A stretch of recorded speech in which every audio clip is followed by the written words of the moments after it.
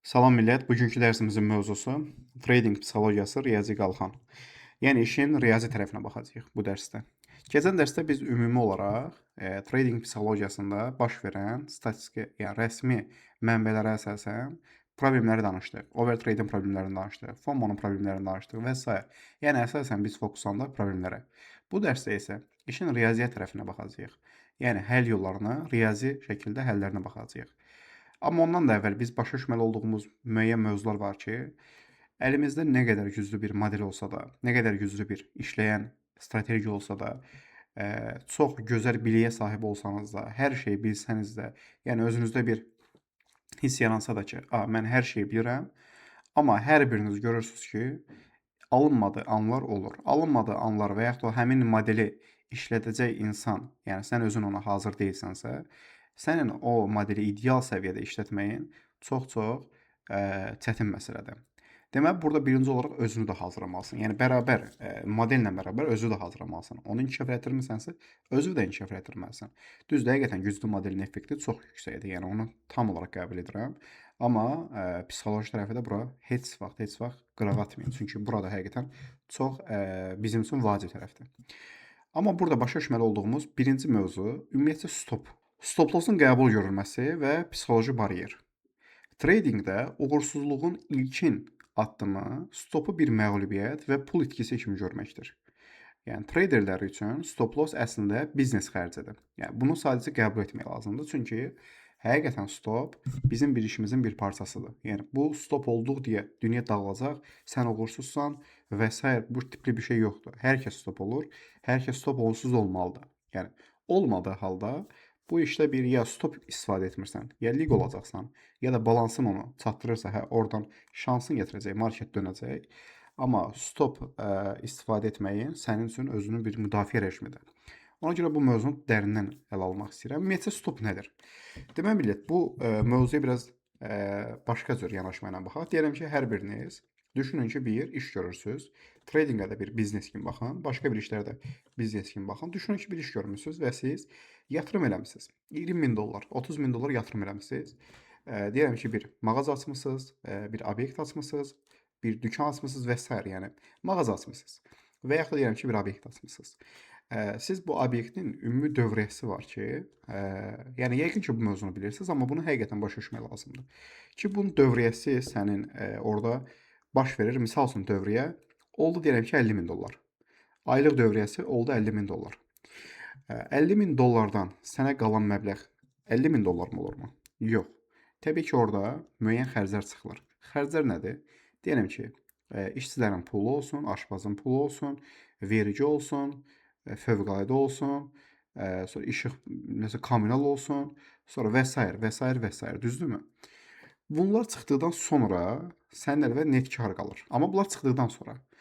Deməli, oradakı işçinin pulu və yaxud da kommunalın pulu, fövqələdənin pulu, verginin pulu sənin üçün itki sayılmır əslində. Biznes xərci sayılır.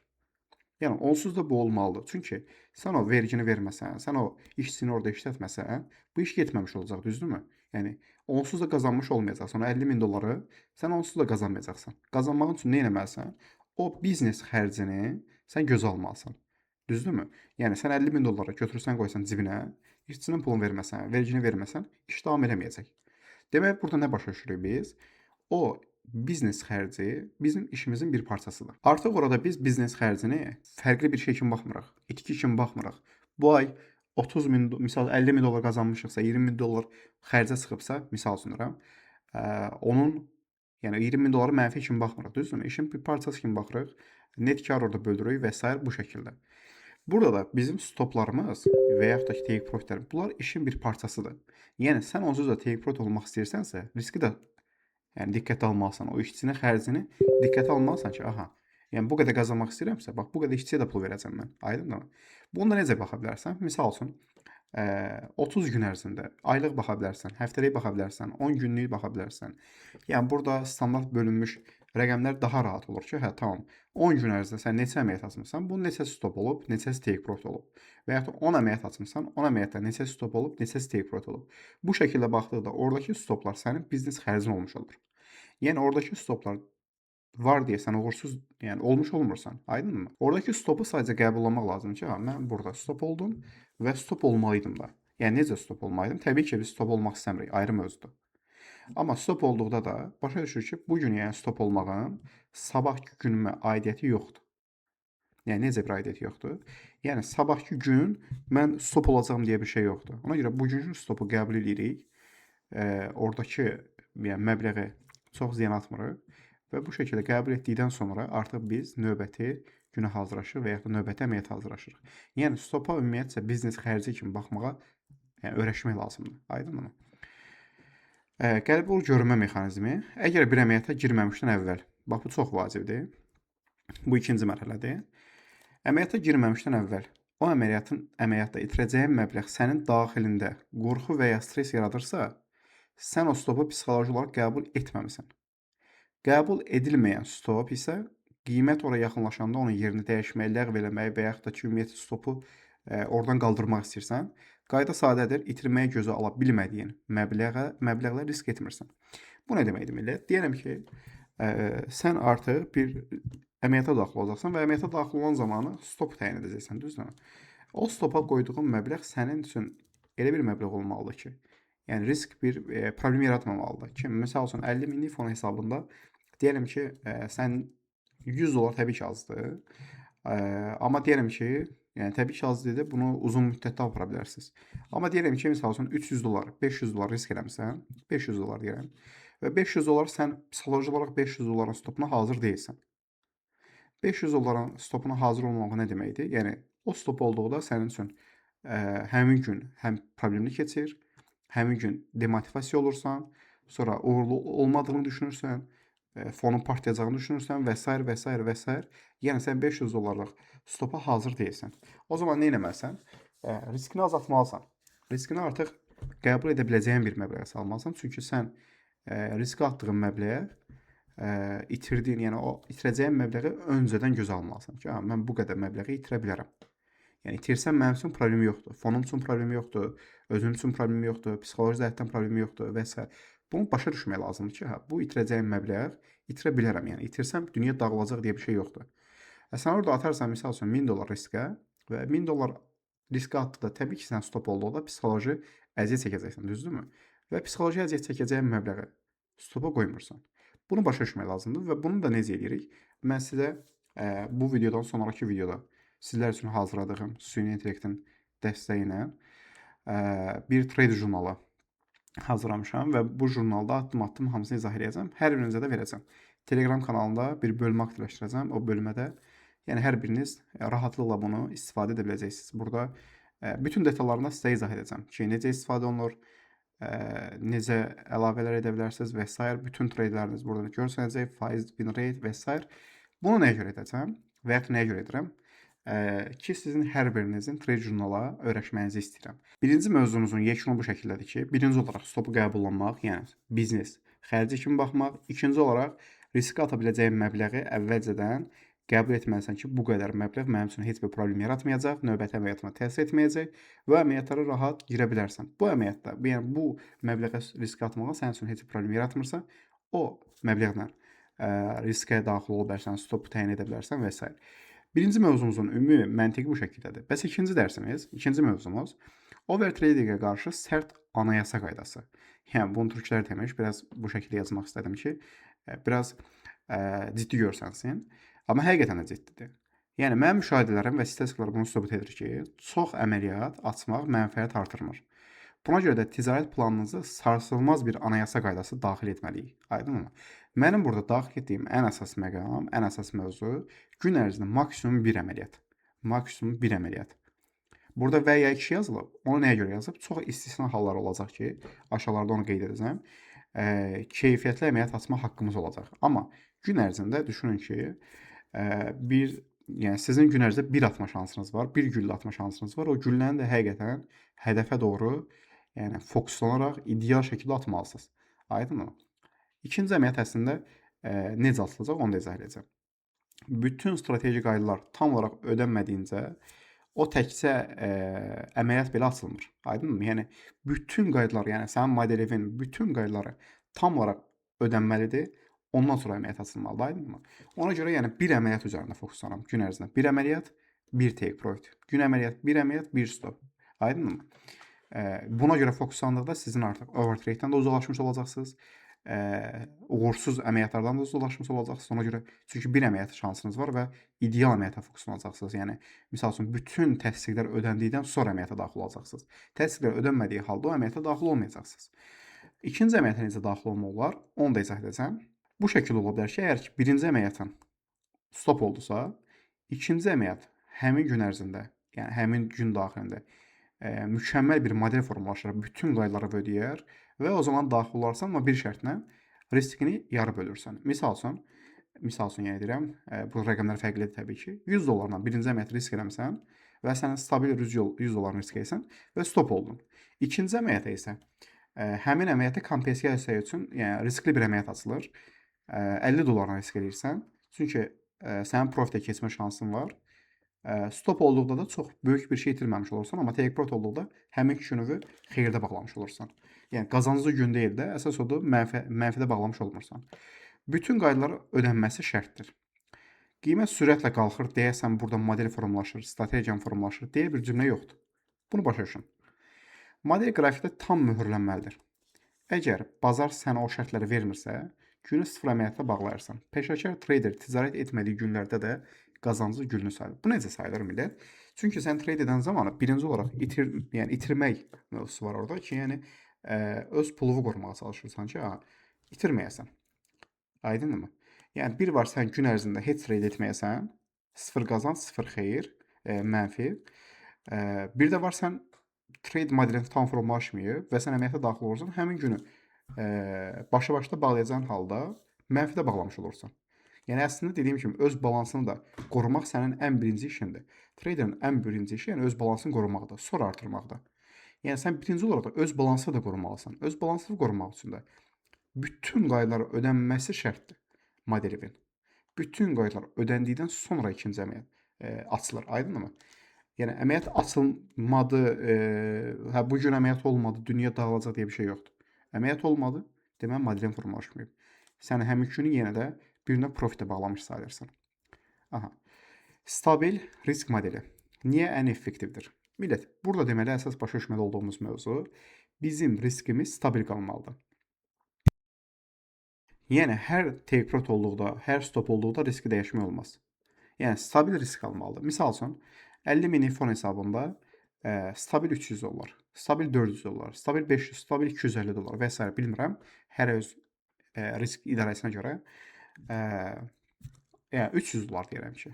Stabil 300 dollar olmalıdır. Bəs niyə ümumiyyətcə stabil olmalıdır? Gəlin buna baxaq. Ətraflı izah burada var. Deyirəm ki, sənin burada ətraflı oxuya da bilərsiniz özünüz, millət. Özünüz ətraflı oxuya bilərsiniz. Ssenari düşünək ki, burada əməliyyat açmısan və 1% risk eləmisən və take profit olmusan 3 ardından 3% profitdəsən. Düzdürmü? Sonra əməliyyata daxil olursan, artıq profitdə olduğun üçün euforiya gəlir, riski artırdın, 3%-lə daxil oldun, stop oldun, başa-başda bağladın.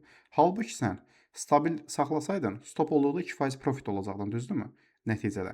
Amma sən riskini artırdın deyə artıq, stabil risk saxlamadın deyə başa-başda bağladın. Bəzən komissiya və s. və yaxud da daha çoxla daxil olursan, mənfidə bağlayırsan.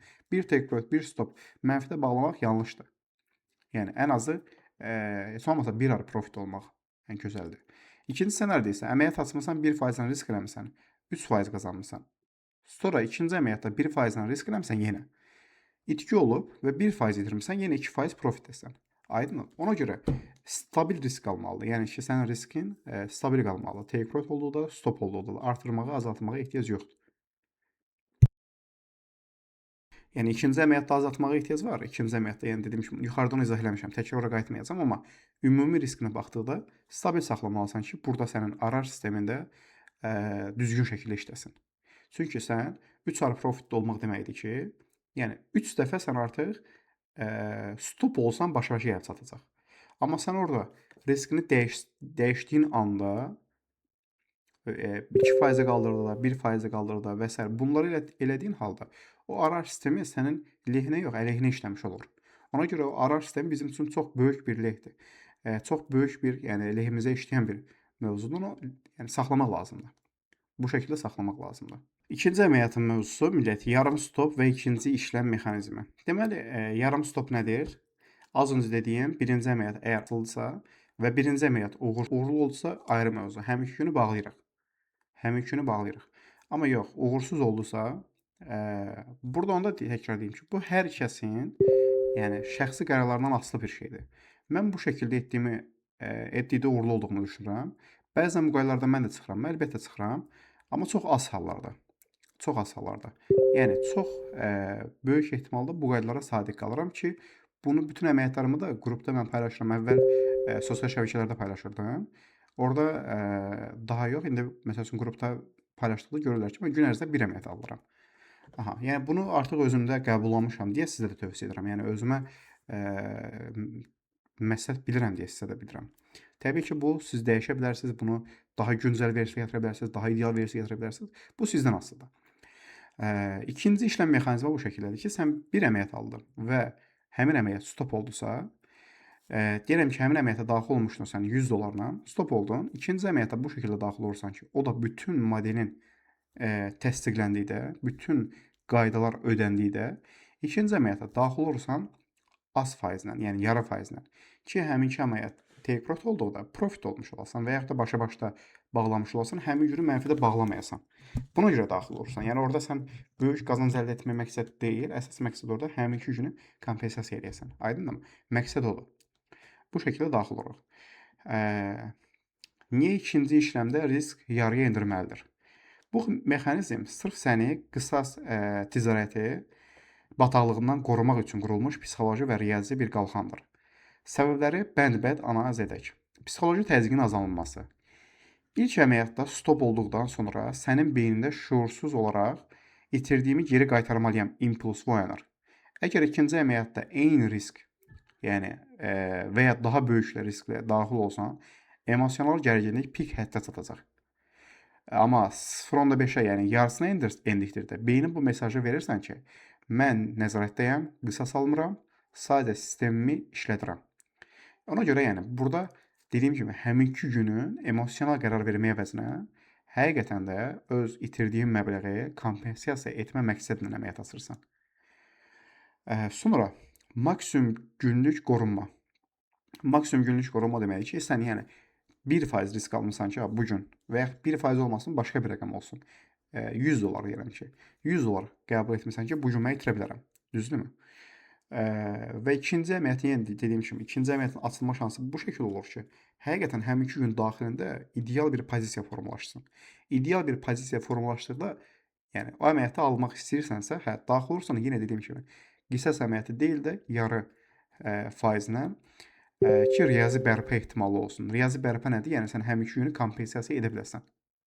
Aha. Yekun intizam riyaziyyata üstələyər. Bu dərsdə danışdığımız qaydalar sadəcə nəzəriyyə deyil, stopu qəbul etmək, əməliyyat sayını qanunla məhdudlaşdırmaq, riski sabit saxlamaq və təhlükə anında ilk stopdan sonra riski yarıya endirmək, səni 99% qumarbaz kütləsindən ayırıb 1%lik peşəkar trader səviyyəsinə qaldıran yeganə mexanizmdir. Deməli millət, bugünkü biz dərsimizdə nə öyrəndik? Birinci öyrəndiyimiz mövzu odur ki, stop bizim biznes xərcimizdir. İkinci olaraq öyrəndik ki, həmin gün daxil etdiyimiz, riskə atdığımız məbləği biz qəbul etməliyik. İtirəcəyimizi qəbul etmək, itirə biləcəyimiz bir məbləği oraya əlavə edə bilərik. Ən əsas qaydamız əslində gün ərzində maksimum bir əməliyyat sayı, yəni gün ərzində bir əməliyyat sayını nizamlamaq, bunu bir anayasa olaraq qəbul etmək ki, gün ərzində mən əməliyyat aça biləcəyim maksimum say 1-dir. Bir əməliyyat, bir take profit. Yəni bunu kim əslində izah edib başa düşmürəm həqiqətən ki, əməliyyat sayının çox olması profitli olacağın mənasına verir. Və yaxud da ki, həmin gün sən daha qazanclı trader yəni tradersən. Elə bir şey onu başa düşmürəm. Yəni kim izah edib və yaxud da elə bir şey yanlışdır yəni. Və yaxud da bu niyə bu his gəlir? Bu hisslərin gəlmə səbəbi yenə təkrar edirəm əslində. Keçən dərsdə bunu danışmışdım. Əməliyyat sayının çox olma səbəbi sənin balansının yəni bunu qane etməməsidir. Ki sən əməliyyata daxil olan zamanı deyərəm ki, dediyim kimi bunun əvvəlki dərsdə daha ətraflı danışmışam, amma ya balansını qəbul etmir, ya take profit səni qane etmir. Misal üçün yenə Deyirəm ki, sən, $5 risk eləmisən, $10 risk eləmisən, qazanmısan $30, amma sən həmin gün qazanmaq istəyirsən $100. $30 səni qane etmədiyi üçün ikinci əməliyyat, üçüncü əməliyyat açmağa take profit olsan belə ehtiyac görülür. Amma sən başa düşməlisən ki, birinci mərhələdə tam olaraq bütün qaydaları mənimsəyib, bütün həqiqətən modeli və psixologiyaya oturub, tam mənimsədikdən sonra, yəni burada həqiqətən profillər sənə çox böyük dəstək olur. Real account və yaxud da kiçik fonlardan yox, biraz yüksək fonlara qalxdıqda həqiqətən əməliyyat sayının çox da böyük bir şey olmadığını görəcəksiniz. Ona görə yəni bunu həqiqətən mənimsəmək, həqiqətən başa düşmək və tətbiq etmək lazımdır. Millət, hər birinizə uğurlar olsun. Özünüzə inanın, yəni öz güvəninizi yerinizə saxlayın. Baxdıqda özünüzə bir keçmişə baxın, əməliyyat sayınıza baxın, müqayisə eləyin. Çox əməliyyat açdıqda dünyanı dağıtmamısınız, yəni milyonçu olmamısınız. Deməli yol oradan getmir, yəni doğru yol orada deyil. Və yaxud da ki, həminki gün əməliyyat açmasan dünya dağılacaq, belə bir hiss yoxdur. Olubsa da, yəni görürsünüz ki, bir effektiv deyil. Nəticədə həmin günü böyük ehtimalla ki, mənfidə bağlamısınız. Yəni bu tip şeylər mənasız, məntiqsiz şeylərdir. Təbii ki, indi bu fikirlər ayrı ola bilər. Yəni o da hər kəsin öz təcrübəsinə görə danışır. Yenə dediyim kimi millət, hər birinizə uğurlar. Allah amanında.